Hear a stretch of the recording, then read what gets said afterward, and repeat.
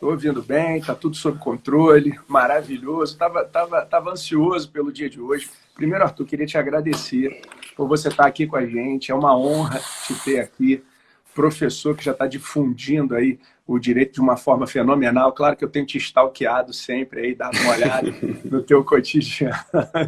E é muito importante para a gente ter pessoas como você, do teu quilate, aqui conosco, cara. Obrigado por você estar presente. Que é isso, pessoal. Eu agradeço aí, não é nem o convite, é a oportunidade, né? Porque eu sou dos que corre atrás mesmo. Ontem eu consegui levar para os meus alunos o professor Marcos Dessone.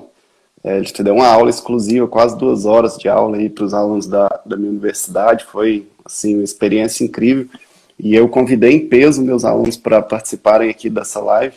Dizer que é uma honra, eu tenho você como uma grande inspiração aí, não só como professor, mas como ser humano também, te acompanho há um tempo já. Para mim é uma grande honra, de certa forma, contribuir aqui principalmente com os colegas advogados, né, em demonstrar um pouco desse tema que eu confesso que é um tema que é caro para mim, porque envolveu pesquisa durante o mestrado, enfim, e hoje eu farei o possível para transmitir aqui o máximo conhecimento e algo que eu sempre ouvi do meu orientador, professor Fernando Martins, que seja útil, né? Eu sei que o seu público-alvo é advogados da área de consumo principalmente, então falar aqui sobre o contrato existencial e como que você pode usar isso na prática, na advocacia, que eu acho que é o mais importante hoje aqui do nosso encontro. Esse foi meu foco, né, enquanto eu estava organizando tudo. Arthur, eu acho muito interessante isso. Por que que eu fiz questão de te ter aqui, tá? Eu estava fazendo uma live ontem, batendo um papo com o pessoal da UAB Jovem, lá de Petrópolis, que é uma cidade serrana aqui do Rio de Janeiro, e eles falaram para mim, poxa, Renato, me diz uma coisa aqui, o que é importante para alguém que está começando na advocacia ou tá começando a se dedicar em relação a um determinado tema? Eu falei, olha, é muito importante a gente ter um ponto de referência. É muito importante a gente ter mentores. E aí eu estava passando para eles que o primeiro mentor que eu tive na vida, ele só ficou sabendo disso, acho que 20 anos depois, sabe?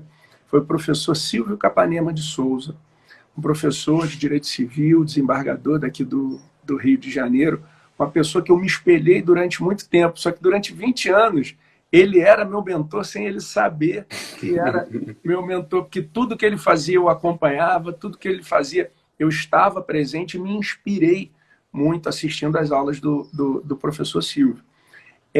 Os anos se passaram e um determinado dia eu estava dando uma palestra e quando eu estava à mesa com os componentes da palestra, eu olhei para o lado, quem estava do meu lado era o professor Silvio Capanema de Souza. Hoje em dia, por causa da internet, a gente tem uma facilidade de se aproximar das pessoas e de acompanhar pessoas que podem nos inspirar. E aí, olha o que você está dizendo para mim. Você me acompanhava e, de repente, você está olhando para o lado e pronto, está comigo aqui. Você teve uma inspiração, você teve um desejo, você correu atrás dos seus sonhos. Eu fiz até questão de estar usando essa camisa aqui, está escrito o seguinte, por causa de você, meu sucesso eu conquisto. Você mostrou que se ficar sentado em casa, lamentando da vida em tempos de pandemia, desculpa, você vai estar mexendo terra aqui no planeta. E gente que mexe terra não é legal. Você foi, desejou, teve e agora conquistou isso. Então, pessoas como você realmente são pessoas que valem a pena. E essas pessoas que me acompanham aqui são centenas, milhares de pessoas que têm essa mesma pegada. Por isso que, às vezes, nos nossos encontros, eu sou duro. Às vezes o pessoal, a imagem não tá boa, não sei o quê. Cala a boca, vai embora, porra. Aqui eu só posso ter gente do meu lado que, quando o sol tá bonito, olha e admira o sol bonito. Mas quando o sol não tá bonito, admira o dia.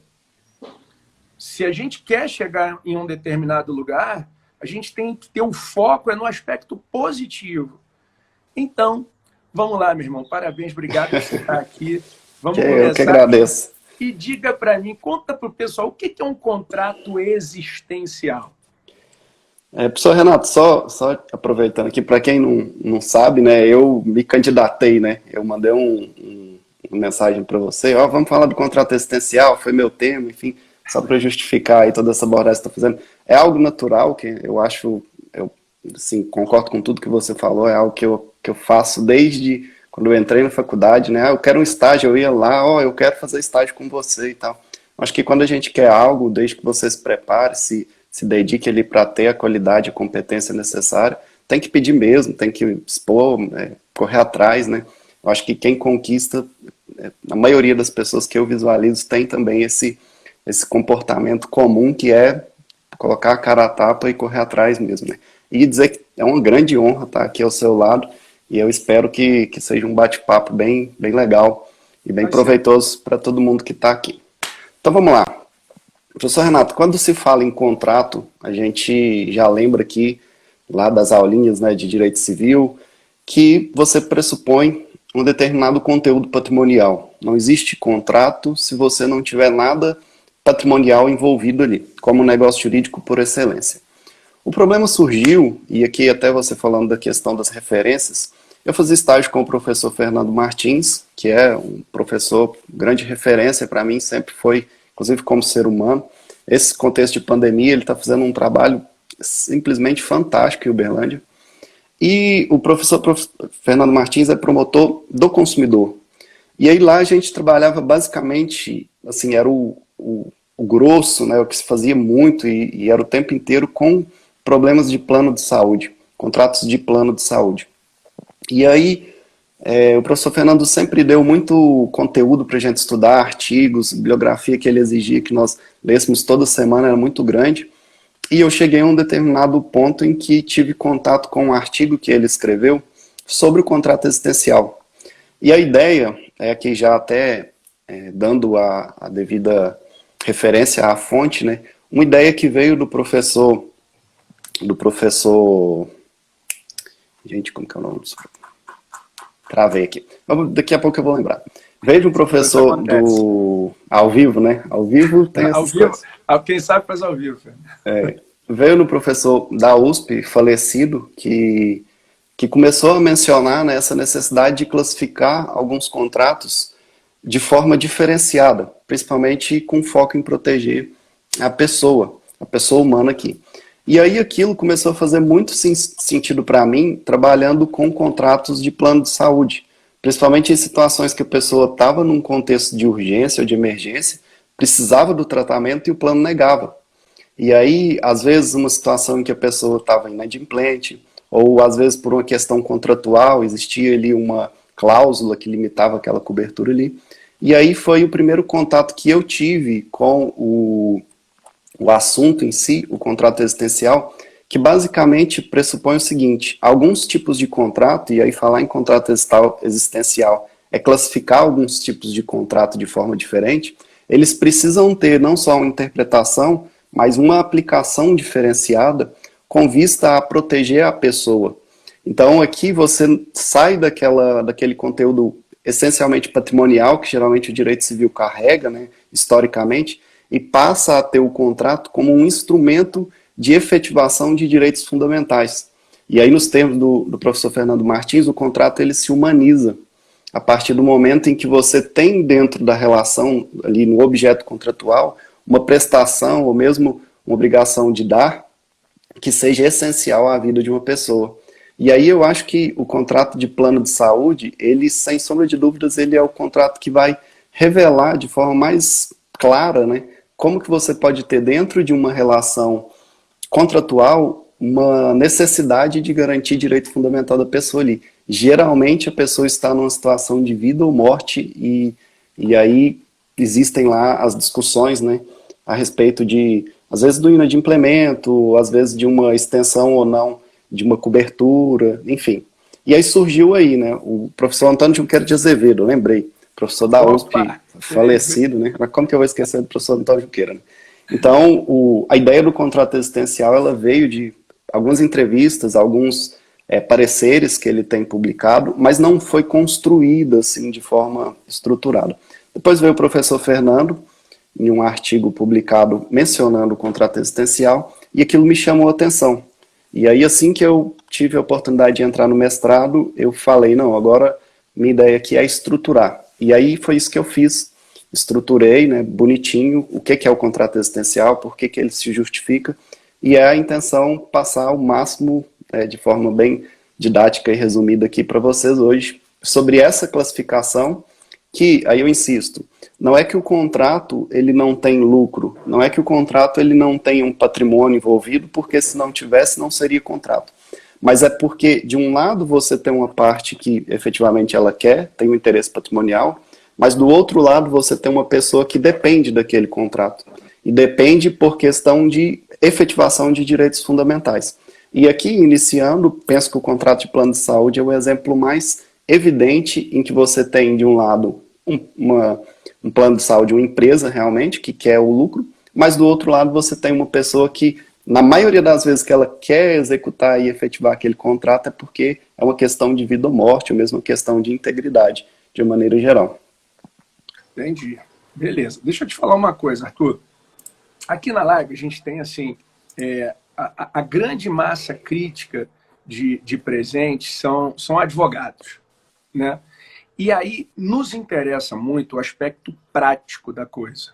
Uhum. Então vamos lá, como é que eu posso utilizar um contrato existencial em favor do meu cliente? Como é que ele se molda? Como é que é essa relação, se for com o caso do plano de saúde, se não for com o plano de saúde, em outras situações, como é que isso pode surgir? Como é que na vida como ela é, eu posso utilizar o contrato existencial?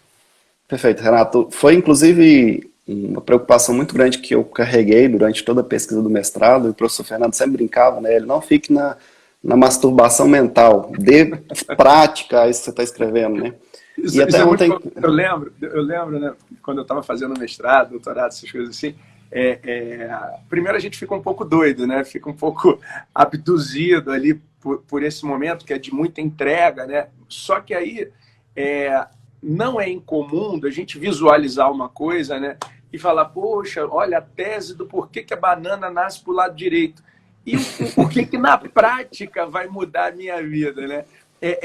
Eu tenho muita atenção em relação a isso, porque a gente utiliza da pesquisa, né, para justamente mudar a vida das pessoas. Então é esse o foco, né? Vamos lá. Então que bom que a gente está pensando junto. E inclusive é uma crítica que a ciência humana ela sempre recebe, né, das ciências exatas principalmente, né? Vocês ficam filosofando, e aí, né? Falar sobre questões filosóficas, será que existe uma razão prática para isso? E foi uma preocupação muito grande durante todo o meu trabalho. E talvez tenha sido até por isso que eu tive um cuidado de, ao falar do contrato existencial, e aqui já partindo assim para o último capítulo da dissertação, que agora se tornou um livro, a acepção do contrato existencial, como ele vai se... Como que você vai ter os elementos e cumprir os requisitos para falar que aquilo é um contrato existencial, e conseguindo demonstrar que é um contrato existencial, você tem uma fundamentação, uma justificação para que o juiz possa intervir de forma mais intensa naquela relação lá. Então você vai afastar aquela autonomia da vontade, aquela obrigatoriedade do contrato, e vai aplicar os princípios que a gente chama de princípios contemporâneos, né, citando aqui o professor Fernando Noronha, principalmente com vista a praticar maior justiça.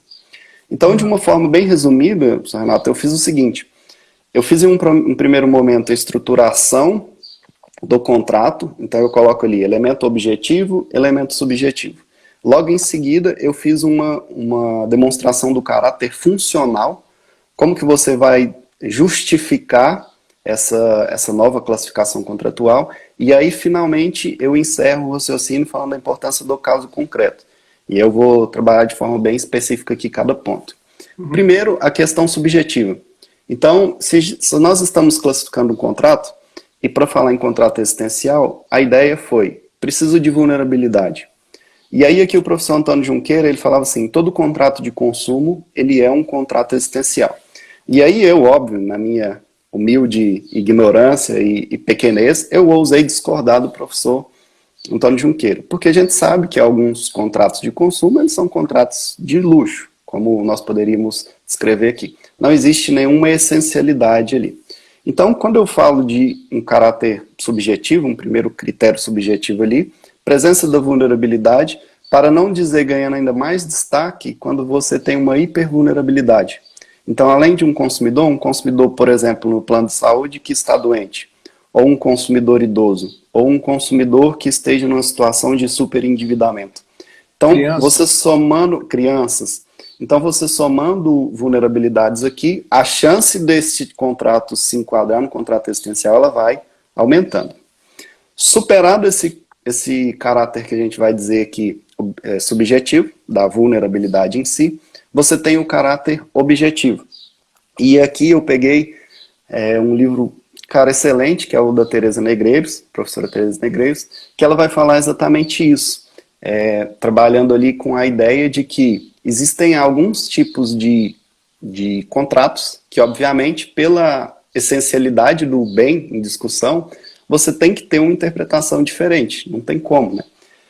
No livro dela, a Teoria dos Contratos, né? Ela vai falar ali de novos paradigmas e ela vai falar do paradigma da essencialidade.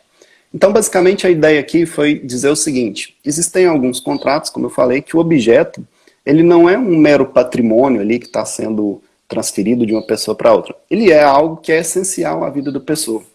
E aí no direito a gente sabe, não adianta você ficar divagando e olha, é essencial e tal. Eu peguei algumas legislações, algumas normas que me dariam a base para eu poder justificar isso. A primeira delas, e por óbvio, a Constituição.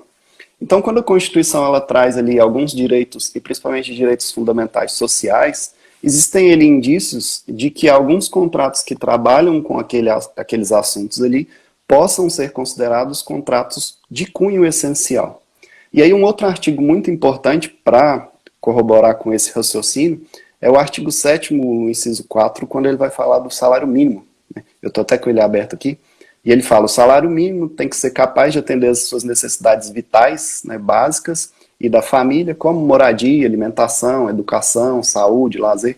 Então aqui eu tenho alguns indícios de assuntos que, se forem levados à negociação contratual, eles podem ter um cariz de essencialidade a ponto de classificar esse contrato como um contrato existencial. E a gente segue porque lá na Lei 7783, que é aquela lei de greves, ela trata também de alguns tipos de atividades que, pela essencialidade, não podem entrar em greve. E aí a gente tem aqui o tratamento e abastecimento de água, produção e distribuição de energia elétrica, de gás, né, combustíveis, assistência médica, hospitalar, distribuição de medicamentos. Então aqui eu vim buscando indícios de como que o próprio direito, para algumas situações, ele fala: olha, isso aqui tem uma essencialidade, isso aqui tem uma fundamentalidade. E aí a gente não pode esquecer de forma alguma do Código, né, de Defesa do Consumidor, que eu acho que é uma norma que vai iluminar nosso caminho aqui o tempo inteiro. E em dois aspectos ele trata essa questão da essencialidade. No primeiro é aquela situação em que existe um vício, e aí para fugir daquele período, que é o período de sanação, de 30 dias ali, você pode declarar que aquele objeto, aquele bem ali, aquele produto, ele tem um caráter de essencialidade, né? As jurisprudências geralmente trabalham com fogão, geralmente trabalham com geladeira, e aí fazer com que o fornecedor cumpra o artigo 18, parágrafo único, na sua imediatez. Então, mais um indicativo de que em algumas situações, pela essencialidade do bem, você tem que dar um tratamento diferenciado. E aí, para fechar, assim... Só um minuto, então, peraí. Então, fica à vontade. Por mais que exista o critério remuneração, ainda que seja para uma das partes, por um segundo aspecto, aquele contrato dá suporte à existência da pessoa. Então, no plano de saúde, o que você quer é resistir. Então, talvez por isso você tenha dialogado tão bem com o professor Marcos ontem, até porque o desvio produtivo é um dano extrapatrimonial de natureza existencial, que é o que dá suporte à vida, e aí vocês foram dialogando. É por aí, mais ou menos, então? Perfeito, por aí. Inclusive, durante essa pesquisa, né, um autor que foi o meu marco teórico, foi o Pietro Perlingieri, Direito Civil na Legalidade Constitucional, que me parece que foi um dos grandes autores para trazer para o direito civil essa necessidade de trabalhar com situações existenciais, né? E a gente afastar um pouco dessa ideia de que o direito civil trabalha com patrimônio, e aí a questão toda histórica envolvendo o direito civil, né? Até a família, ela era pautada com base em patrimônio, né? Você tinha o chefe de família, você tinha os herdeiros, né? Quem nunca ouviu isso, né? Meu pai brincava, né? Ó, esse aqui é meu herdeiro. Então, o filho, ele era o herdeiro, né? Você afasta toda a questão existencial ali e dá um foco maior no patrimônio. E aí me parece que foi o professor Pietro Perlingieri que vem trazendo essa luz aqui para nós, e foi de onde eu peguei também alguma forte influência. Mas aqui, professor Renato, eu acho que um dos artigos mais importantes, e agora nesse contexto de pandemia, sem sombra de dúvidas, é o artigo 22, que vai falar lá dos serviços públicos essenciais. E aí ele traz expressamente, né, a menção de que quando for essencial, o serviço tem que ser contínuo, não pode ser interrompido. Inclusive eu tive a honra de escrever agora, nesse mês, com o professor Guilherme Martins, aí conterrâneo seu, um artigo exatamente sobre isso. Isso. A gente trabalhou com a ideia do contrato existencial, sendo aplicado ao contexto de pandemia, para impedir que esses serviços sejam cortados, né? Energia elétrica, distribuição de água, a própria internet, né, se mostra aqui como um serviço essencial, principalmente em um contexto em que as pessoas vão ficar em casa, né? Então, a questão patrimonial aqui, ela é de certa forma afastada, mas está em dívida, enfim, não tem problema. Vamos resolver primeiro o problema da pessoa humana, que está aqui precisando ficar em casa isolada, ela precisa de energia, ela precisa de água. Aí essa questão patrimonial depois a gente vê, e é exatamente por isso que existe um processo, né, existe lá os meios, a penhora, enfim. Então, Renato, foram esses, digamos assim, os artigos e as normas que mais trouxeram base para eu poder dizer o seguinte: olha, em alguns contratos onde você tem uma pessoa vulnerável, você tem um objeto que é essencial, é necessário que se tenha, consequentemente, uma interpretação diferenciada. E aí, essa seria o que eu diria assim, a estrutura, né, mais dogmática do contrato existencial. A gente pularia para uma próxima fase, que aí já é a questão funcional, ou seja, justificar o contrato existencial por meio da finalidade que ele quer cumprir. E aqui eu separei de forma, até no trabalho eu menciono assim, em degraus. Em um primeiro degrau, você teria a ideia do mínimo vital, ou como é conhecido, né, o mínimo existencial. Eu tomei bastante cuidado com essa questão do mínimo existencial, porque ela, de certa forma, ela tem um caráter assim, pejorativo, de falar que é só o que a pessoa precisa para existir mesmo. E aí foi exatamente esse cuidado que eu tive em colocar degraus.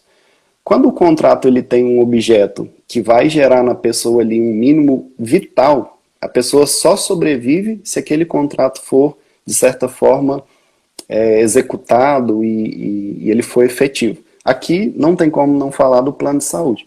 A pessoa está ali morrendo, ela precisa... E aí lá no Ministério Público a gente pegava casos geralmente assim, pessoa com câncer precisando de uma radioterapia, uma quimioterapia, e o plano simplesmente negava.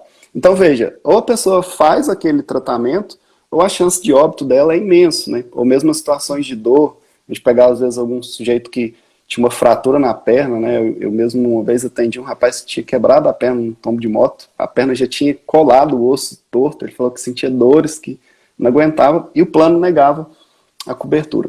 Então aqui nós estamos diante de uma situação que o contrato existencial, e aqui contrato existencial o juiz fazer mais ou menos o seguinte: eu desconsidero todas as questões contratuais, negociações, cláusulas, o consentimento, eu desconsidero tudo isso e eu vou dar proteção à pessoa, eu vou garantir a ela o tratamento, e depois questões patrimoniais, se tem direito ou não, a gente vai discutir posteriormente.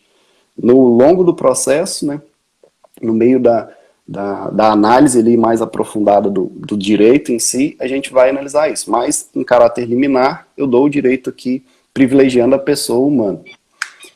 E aí, além desse mínimo vital, esse mínimo existencial, e aí a ideia de degraus, né, eu trabalhei com a ideia da pessoa além do mínimo. Então, o direito a um indispensável existencial. E aí é como se você subisse aqui agora para falar o seguinte: olha, o contrato existencial ele pode justificar uma proteção em uma relação contratual da pessoa para que ela possa sobreviver. Mas existem outras situações que a sobrevivência ela não pode ser só isso, né? Você precisa de um pouco mais. E aí a gente entra em outros aspectos em que aquele serviço, aquele produto, ou seja, o objeto do contrato, apesar dele não ser a questão de vida ou morte, ele vai trazer dignidade à pessoa. E aí os exemplos se abrem um pouco mais, né? A própria energia elétrica, a pessoa não vai morrer sem energia elétrica, Mas óbvio que sem energia elétrica em casa, em um contexto como o contexto nosso, você não tem... não será tão digna, né? A vida não será tão digna. E aí, dentro desse contexto de degraus, a conclusão é: quanto mais profundo for a necessidade existencial daquele objeto contratual, maior terá que ser a interferência judicial na questão. Ou seja, quando é questão de vida ou morte, o juiz tem que realmente interferir ali e salvar a pessoa. Primeiro você salva a pessoa, como o professor Antônio Junqueira fala, na intangibilidade dela, depois você discute questões contratuais. Quando você sobe o degrau e já vai para uma questão de indispensabilidade, aí você já tem a possibilidade de ter uma interferência um pouco menor, até porque a gente tem que lembrar que a autonomia privada, que é uma representação da própria liberdade no direito civil, é um direito fundamental também. Então ele tem que ser respeitado. E aí, basicamente, a ideia aqui, resumindo, né, você tendo a pessoa vulnerável, um objeto essencial, e aí essa necessidade de proteger ou o mínimo existencial, o mínimo vital, ou um que seria indispensável para uma vida digna, você precisa ter maior aplicação dos princípios da boa-fé, da função social e da justiça contratual. O juiz vai interferir mais no contrato, com vista a garantir direitos fundamentais e com vista a proteger a pessoa. E aí, para finalizar o raciocínio, sempre analisando o caso concreto. A pessoa em carne e osso, como dizia o professor Miguel Reale, não aquela pessoa sujeita abstrato, mas aquela situação, naquele problema. Né? E aí me parece que no contexto de pandemia, não tem como colocar um raciocínio diferente de não defender que toda pessoa no Brasil tenha serviço de energia elétrica, de água e de internet, sem questão de discutir inadimplemento ou não. Isso fica para depois, né? A gente vai analisar essas questões depois, porque agora é algo que você necessita garantir a essas pessoas. Poxa, tendo como... Não entendi, isso é legal, interessante pra caramba. Eu acho que com certeza isso está ajudando demais o pessoal que está aqui na live e de repente está querendo fundamentar justamente demandas que vão querer promover. Imagina, a pessoa não tem dinheiro aqui agora, então vai perder energia, vai perder água, vai perder internet, né? E isso, esse teu raciocínio fundamentaria. Vou fazer um bate-bola contigo. Inclusive, eu vou fazer o seguinte, ó. Quem quiser depois procurar o professor Arthur para, de repente, esclarecer determinadas dúvidas, eu estou colocando aqui embaixo, olha ali, ó, @ArthurVazan, que é o Instagram do professor Arthur. Então, depois sigam o professor e eventuais dúvidas vocês podem tirar ali. Olha que legal. Ó, o pessoal está gostando aí, pelo jeito. Rapidinho, o pessoal já foi te dando um abraço. Bom, em relação a tudo que você ponderou, eu quero fazer agora um bate-bola contigo, né? Primeiro, a gente teve aqui, acho que foi segunda-feira passada, com o professor Vitor Guglinski, e a gente estava conversando sobre hipervulnerabilidade. Quer dizer, como professor, acho que foi o professor Antônio que sustentou que em toda relação de consumo existiria vulnerabilidade. Foi o professor Antônio que você falou? Isso. Na verdade, ele falou que toda relação de consumo, contrato de consumo, seria também contrato existencial. E né? e você excluiria determinados contratos, por exemplo, ligados ao luxo. Isso, porque aí estaria ausente aquele caráter que eu descrevi aqui da essencialidade. Quando você tem, por exemplo, um consumidor comprando um carro de 280 mil reais, não tem por que você ter uma interferência judicial tão intensa quando você coloca um consumidor comprando um medicamento de 100 mil reais. Entende? E aí, o que acontece? Quer dizer, a gente tem como uma premissa, numa relação de consumo, nas relações jurídicas, o critério vulnerabilidade. O Bauman até dizia, né, que é uma característica do ser humano pós-moderno, né, naquela obra Vida para Consumo, e assim vai.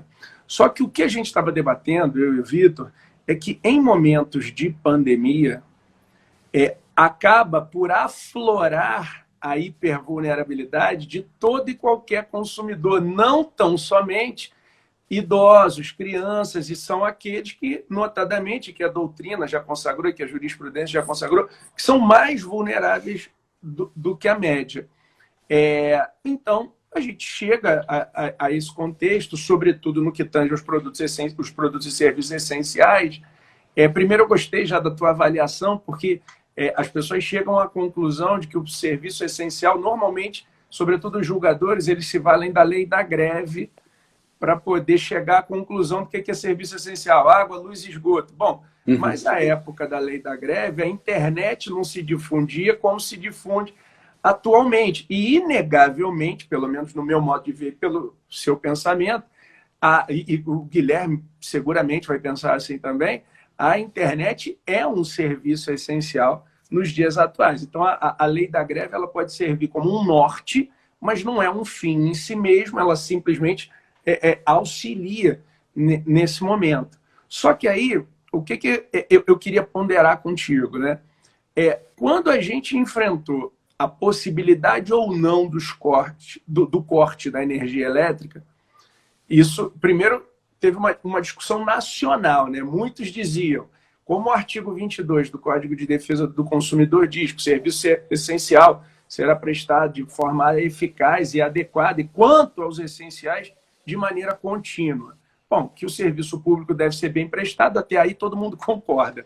Agora, quando se levantou de forma contínua, tanto a doutrina quanto a jurisprudência se dividiram. Uns disseram, peraí, se a lei diz que é para prestar de forma contínua, pode haver o corte. E outros diziam, não pode haver o corte. E o que você está levantando agora é que em tempos de pandemia, uma extra vulnerabilidade, uma hipervulnerabilidade se aflora, e nesses contratos de serviços essenciais, como esses serviços essenciais dão suporte à vida, seriam hipóteses de contratos existenciais e que não dariam aso ao corte. E é esse o artigo que você desenvolveu com o Guilherme. Só que você se lembra que a decisão do STJ, afinal, por mais que tenha tido essa grande discussão, foi quanto à possibilidade do corte.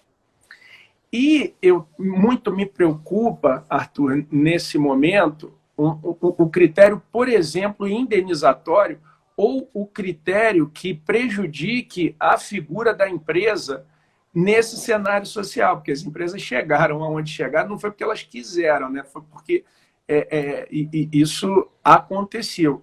Veja, em momentos em que não tinha uma visão protetiva da empresa, o STJ já assinalou no sentido que pode haver o corte desde que respeitadas aquelas regras. Nesse momento, que a gente vai ter mais proteção para a iniciativa privada, seria viável isso? Vamos lá. Então, professor Renato, eu confesso contigo que desde sempre eu tive um grande incômodo com relação a essa questão de corte de serviços essenciais. Eu já trabalhei como assessor de juiz, eu brinco que eu era voto vencido lá, mas eu era um voto vencido combatente. Teve um caso que ficou muito marcante lá para nós, que eles cortaram a água de um senhor, já idoso, e ele cheirava mal, sabe? Ele chegava lá no fórum, a gente sabia que era ele pelo mau cheiro. E o pior era que a concessionária, mesmo com a decisão, ela não oferecia a religação. Então ele ia lá, praticamente assim, teve um período que ele ia toda semana. E aí veja, né, vamos imaginar aqui que você tem um sujeito que está super endividado, desempregado, e tudo você corta a água dele. Como diz o professor Fernando, né, pode cavar um buraco e enterrá-lo, porque se quer emprego ele vai conseguir. Né? E aí, assim, é óbvio que a gente tem esses julgados do STJ que você mencionou, se não me engano tem até 2 informativos, eu e o professor Guilherme, nós mencionamos ele, eles vão dizer o seguinte, olha, se as pessoas ficarem sabendo, e é uma análise bem consequencialista mesmo, é bem a análise econômica do direito aqui.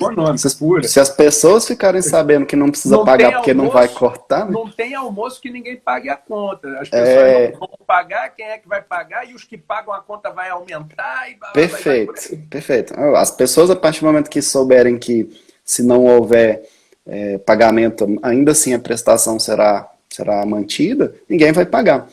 E fizeram exatamente isso, aproveitando ali das resoluções das agências, né, que sempre falam que o sujeito inadimplente ele terá o corte do serviço, e fala do diálogo de fontes. Então você tem, inclusive, uma aplicação da teoria do diálogo de fontes de forma errada, porque o diálogo de fontes fala que, havendo um conflito normativo, você vai aplicar aquela lei que melhor protege o direito humano. Ou seja, você tem que aplicar a lei que vai mais proteger a pessoa. E aí aqui, professor Renato, me incomoda muito porque se você for pensar, o corte de um serviço essencial, ele vai muito se assemelhar ao próprio crime de uso arbitrário das próprias razões. Poxa, você não me paga, eu vou lá e corto o serviço.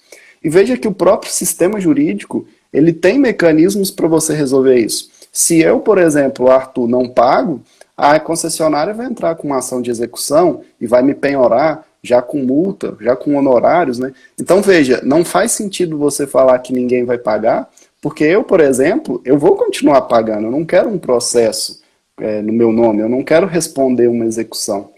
E aí a gente esquece que existem alguns serviços que são realmente oferecidos pelo poder público sem que a pessoa pague quando ela, principalmente, não tem condições. Vamos pensar aqui um hospital público, né?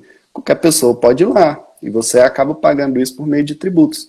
E a própria ideia de Estado, me parece que parte desse pressuposto de que quem tem mais condições acaba ajudando aqueles que não têm. Então, se o sujeito está desempregado, está doente, mora numa favela e não tem condições de pagar energia, você não pode cortar, porque aí você está tirando dele a possibilidade, talvez, de ter uma melhora de vida.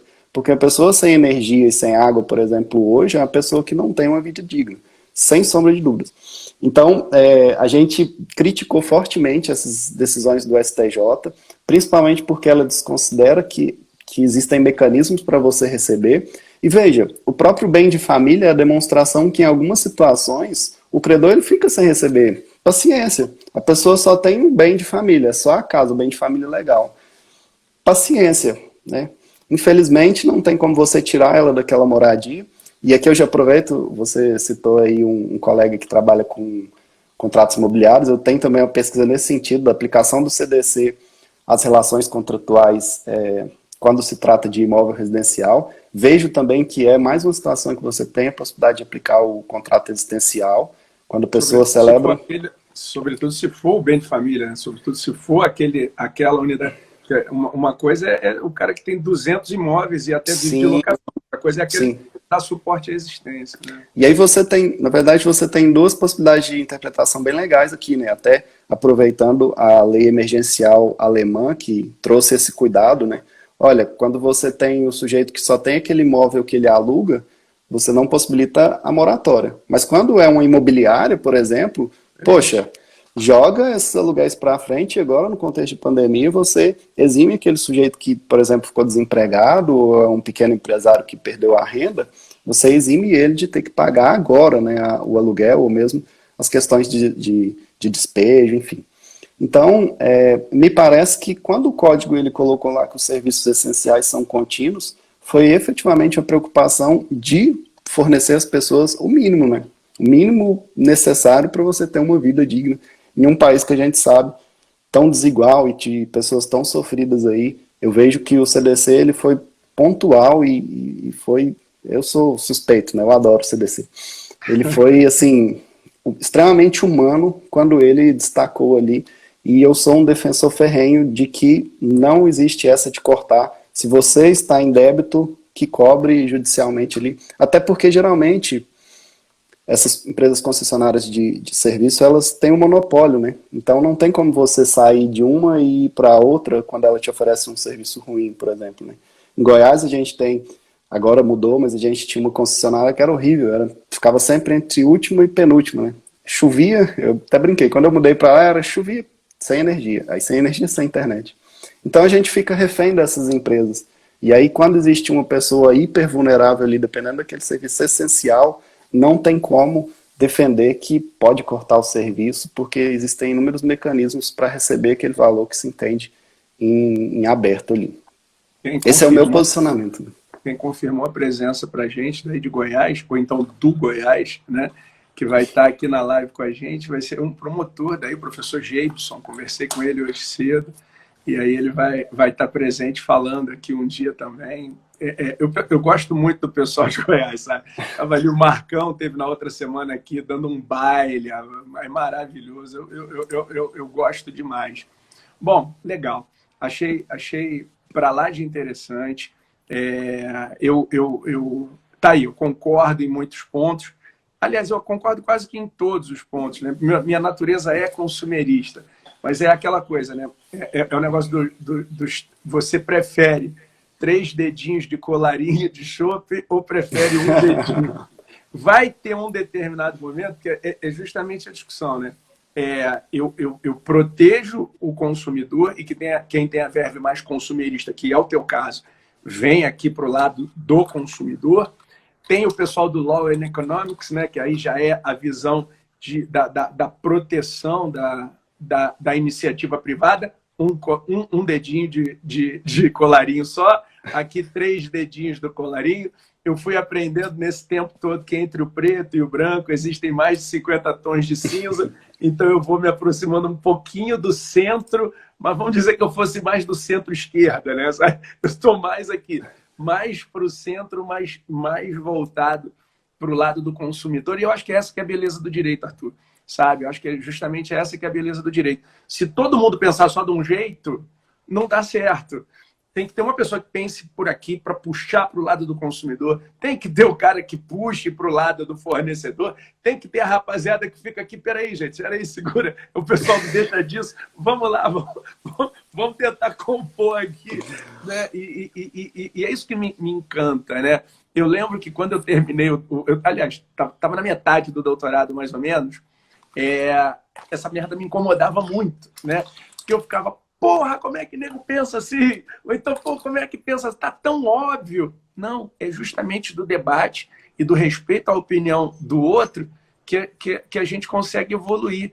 E graças a Deus existem pessoas como você, como o professor Guilherme, que são combativas nesse sentido e que eu apoio e que eu estou do lado, porque eu acho que tem que ser por aí mesmo, numa relação de vulnerabilidade, até para aplicação de teoria do diálogo das fontes, a gente beleza, eu vou utilizar a norma em proveito da parte mais frágil. É por isso que surge a teoria. E não a gente interpretar de forma diversa ao espírito da teoria.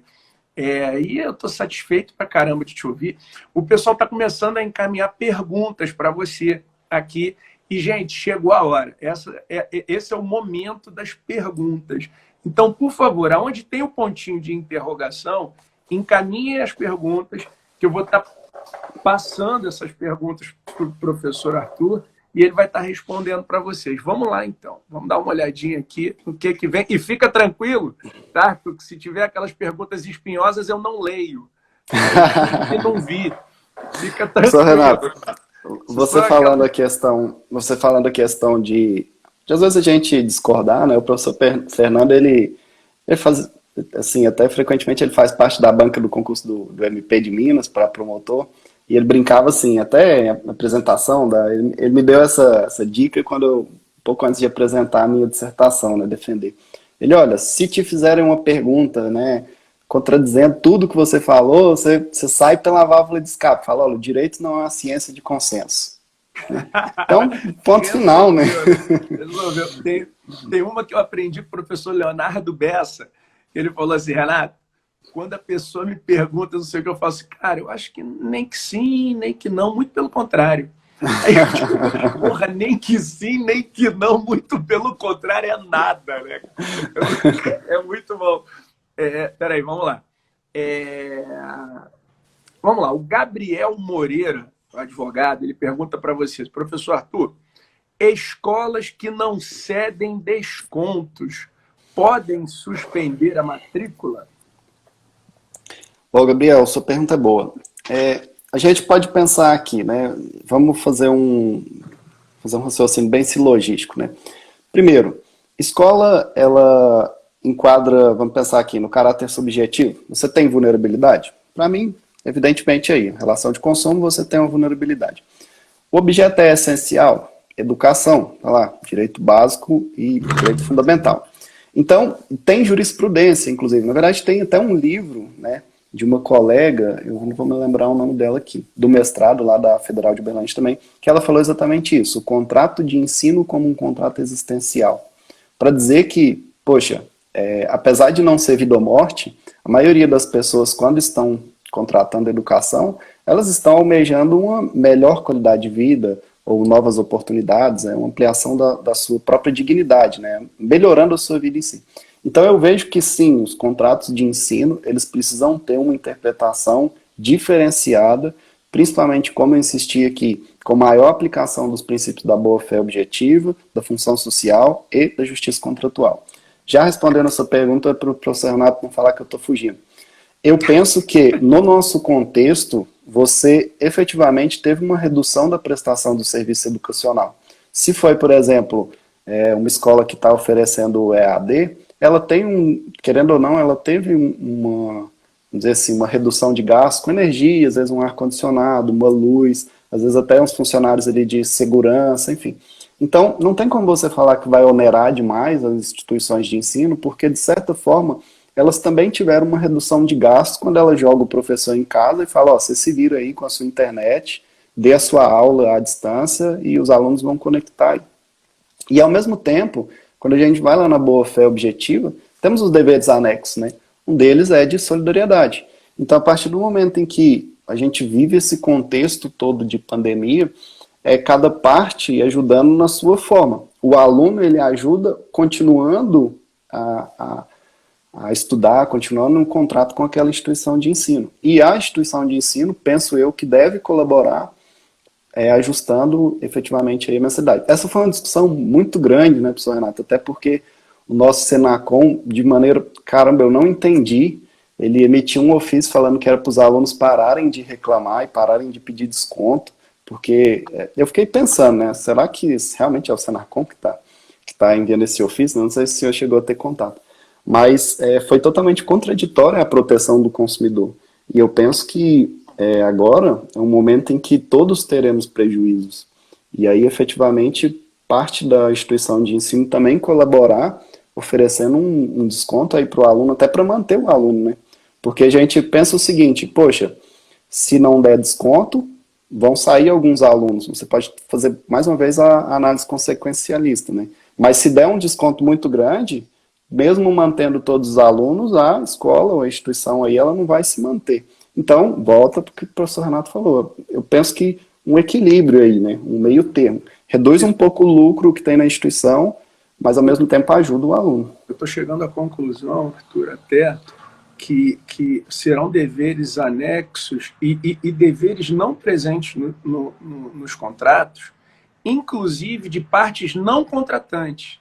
É um direito solidário, um dever de solidariedade. Por quê? O que eu imagino? Tá aí, imagina que você tem aquela... É o que eu tenho sustentado sempre aqui. Imagina que você tem uma instituição de ensino que teve uma redução de custo. Imagina a conta de luz, a manutenção, a conta de água, o material de limpeza, as coisas que usava, o material escolar mesmo, que dava suporte às aulas. Você tem uma redução, então é justo que seja repassado uma redução para o valor geral, para o valor global das mensalidades, vírgula. No entanto, essa redução ela deve existir para todos, só que eu entendo que dá para se fazer uma conta de chegar... Vamos supor, eu sou totalmente contra utilizar critérios percentuais. 30% para a escola. Não adianta. Eu acho que a gente tem que analisar caso a caso, né? Então, vamos supor que aquela escola tenha dado 15% de desconto, porque essa foi a redução e tudo mais, e tal. Deu para todo mundo. Uhum. Só que existem dois tipos de pais de alunos ou de alunos. Pais que estão empregados e pais que perderam o emprego. Então, veja, por que não a manutenção do pagamento integral para aqueles pais que, por exemplo, são funcionários públicos? Para que você possa compensar pela diminuição maior para aqueles pais que simplesmente estão desempregados. Chegou a hora da gente deixar de olhar para o próprio umbigo e falar assim, não, tem que dar redução para todo mundo. Mas peraí, a tua vida mudou. Mas se reduziu para um, tem que reduzir para todo mundo. Desculpa, não. Então eu acho que chegou a hora realmente da gente ter uma visualização mais solidária. Então a escola dá um desconto para todos e chama cada pai de aluno para analisar cada caso concreto. Quem Perfeito, professor. puxou essa ideia para mim pela primeira vez foi o professor Erson Rego, que numa das lives aqui, ele falou, olha, eu sou desembargador e minha vida não mudou. E eu sei que existem pessoas que eram empregadas e que a vida mudou completamente. E que eu acho que cada um tem que dar a sua parte. Porra, aquilo eu achei tão bacana quando eu escutei ele falando. Então, veja, existem situações em que nem partes contratantes acabam absorvendo um determinado custo em prol do social. E aí a gente tem realmente uma sociedade melhor. Se todos não derem as mãos nessa hora, realmente a gente não vai conseguir sair dessa. Arthur, Perfeito, falei, Renato. passou já rapidinho. Só te complementando aqui rapidamente, eu assisti uma live esses dias, né? Poxa, dois ídolos, Gustavo Tepedino, o Flávio Tartus. E o Tepedino, ele é um professor bem assim, né? Vamos dizer assim, clássico, né? E eles estavam falando sobre revisão contratual e ele disse exatamente isso. Olha, não é, tem a pandemia e o caso fortuito força maior aqui no exemplo vai gerar a revisão de todos os contratos. Então, nesse caso, e aí partindo perfeitamente como você colocou, o dever de solidariedade não é só da escola, ele parte também do aluno, porque se todo mundo pedir desconto, a escola fecha e ninguém tem aula. Então, a gente poderia pensar o seguinte, a partir do momento que o aluno demonstra que ele sofreu um prejuízo, aí você já dá um dever de solidariedade maior, não só à escola, que tem um desconto maior, mas também os próprios colegas ou próprios vamos dizer assim, contratantes, né, daquela relação que a gente vai chamar de uma relação quase que coletiva. E é que, já buscando todo esse raciocínio seu, que eu achei perfeito, no finalzinho do meu livro aqui, da minha dissertação, né, que se tornou um livro, eu cito um caso bem legal do Tribunal de Justiça de São Paulo, em que ele declara um contrato de plano de saúde como contrato existencial, ele faz toda essa abordagem que eu estou mencionando aqui, mas não aplica a interpretação favorável ao consumidor. E olha o que é o caso, né? E, inclusive, onde eu fecho o raciocínio dizendo o seguinte, olha, existia a vulnerabilidade, era uma hipervulnerabilidade, porque era uma senhora de mais de 90 anos doente, você tem a essencialidade, que é um plano de saúde, mas o que ela fez? Ela tinha um plano de saúde que tinha coberturas de determinados serviços ali médicos em um número X de hospitais. Ela foi para o Albert Einstein. Então ela fez o tratamento no Albert Einstein. E depois exigiu que o plano cobrisse todo o custo daquele serviço lá. Então, se você olhar às cegas, você tem todos os critérios que eu elenquei aqui para falar em contrato existencial. Mas quando você vai para o caso concreto, e aí é onde eu destaco lá a necessidade de analisar as pessoas, o objeto e o fato em si, você fala, poxa, não tem como, porque senão todos os sujeitos que têm plano de saúde, eu não pensaria duas vezes. Eu iria no Albert Einstein sem sombra de dúvida. E a decisão é no sentido de que o plano seria obrigado a custear nos valores que ele custearia se fosse em um determinado hospital conveniado ali. Então a gente precisa ter esse cuidado, né? Que não é falar em contrato existencial, protege a pessoa e ponto final. Você precisa sempre ter... E de novo a teoria tridimensional ajudando a gente a resolver isso. Não tem jeito. Roda, cai no óleo, não tem jeito. Tá legal. Bom, Arthur, olha só, rapidinho, cara, 1 hora passou.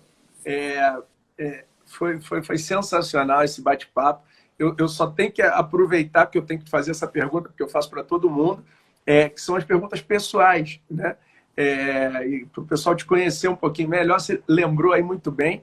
Quem me mandou a mensagem hoje, um WhatsApp hoje cedo, confirmando que vai estar comigo aqui nas nossas lives, foi o professor Flávio Tartucci.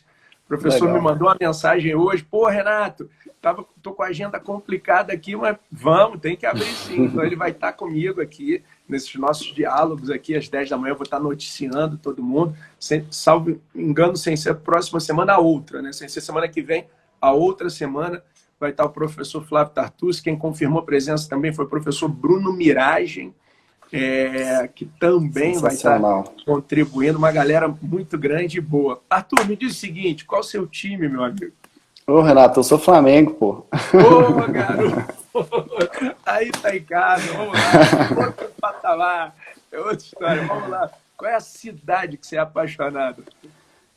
Cara, eu sou apaixonado pelo local que eu moro. Então, conforme eu vou deslocando, Vai eu me migrando. apaixono por aquela cidade. Atualmente eu estou morando em Rio Verde, Goiás, né? E eu aprendi a gostar da cidade, principalmente pelas pessoas. Goiás é um lugar de trato fácil com pessoas, é algo que sempre me admirou bastante. Amigo, para mim, é goiano. Adoro goiano. Como que eu gosto do pessoal daí, mas como que eu gosto de goiano? Não é Eu, brincadeira, não. Carioca gosta de goiano. Mineiro também é legal. Tá bom. Me diz, comida preferida? putz, eu gosto demais de açaí, Renato. Sou um Açaí? viciado em açaí, confesso. Show de bola. E um livro que tu indica para o pessoal ler?